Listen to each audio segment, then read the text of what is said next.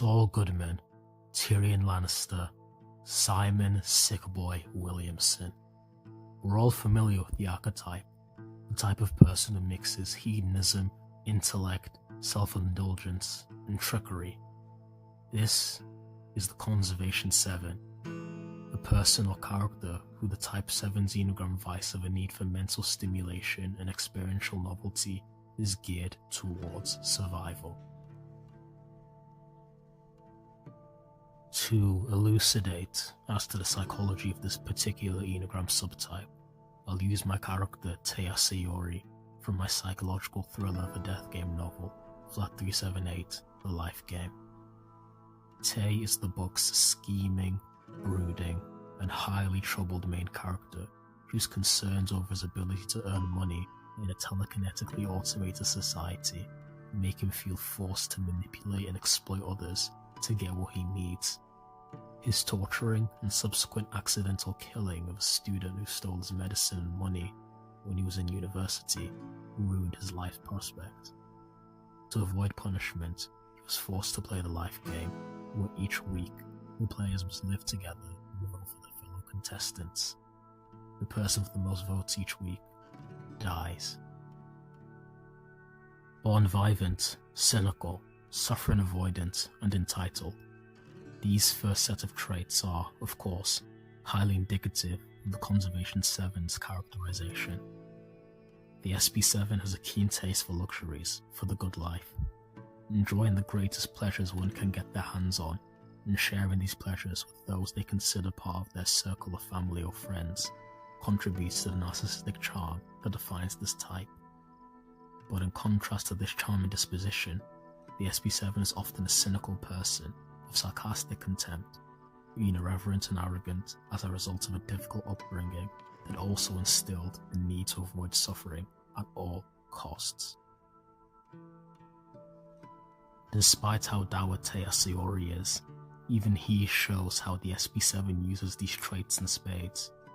He wishes to secure a lavish lifestyle where money is never a concern by winning the death game and expecting nothing less. And the primary way he sets about in achieving this goal is through the use of his sharp wit and a golden tongue typical of clever narcissists to maneuver the alliances in this university flat. He will say anything to escape his current life of pain. Insatiability, impatience, and rebellion are all traits that play very similar and complementary roles in this subtype. The Conservation 7 style of gluttony can be compared to the aggression and insatiable excess that lead to demandingness that can be seen with Enneagram 8's lust.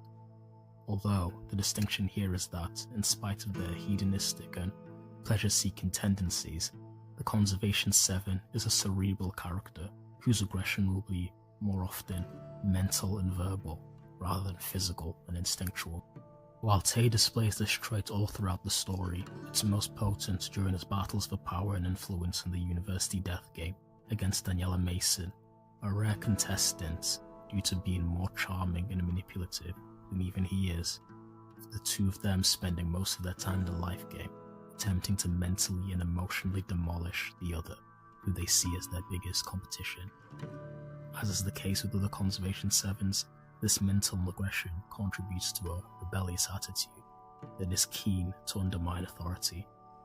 The very second Tay learns of the rules of the life game, for example, his mind instantly generates schemes that will allow him to skirt the rules and find loopholes he can exploit to force others to break them and lose. Continuing on down the traits list, we have utilitarian, individualistic, and charlatan.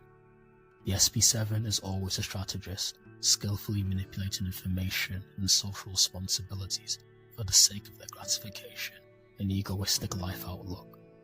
This can sometimes lead to treating people as objects to be shifted around for their goals.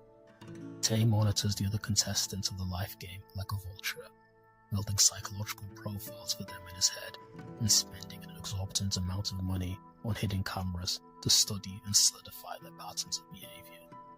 From his very first day in the flat, Tay singled out the shy, timid, and obedient Robert as his alliance partner, using his obsequiousness to secure voting blocks and his sensitivity to humiliation to set up a scenario later in the war that breaks the alliance Robert has with the female contender.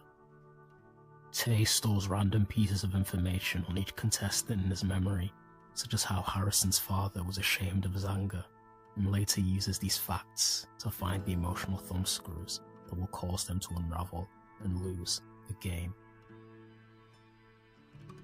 The last set of Conservation 7 traits we'll look at are dry and trustful and stubborn.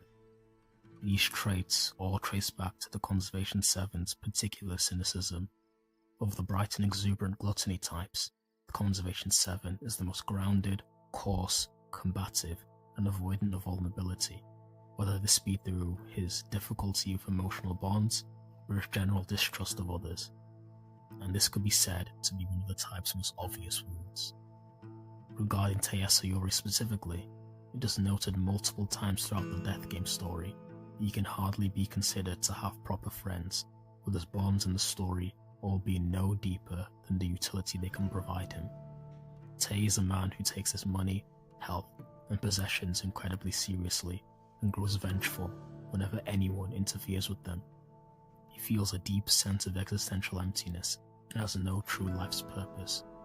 Only 3 things in life give him pleasure: outsmarting others, playing with minds, and earning money.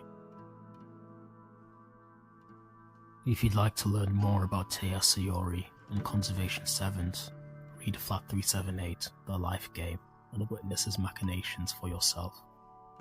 Check the description for more information. Take care.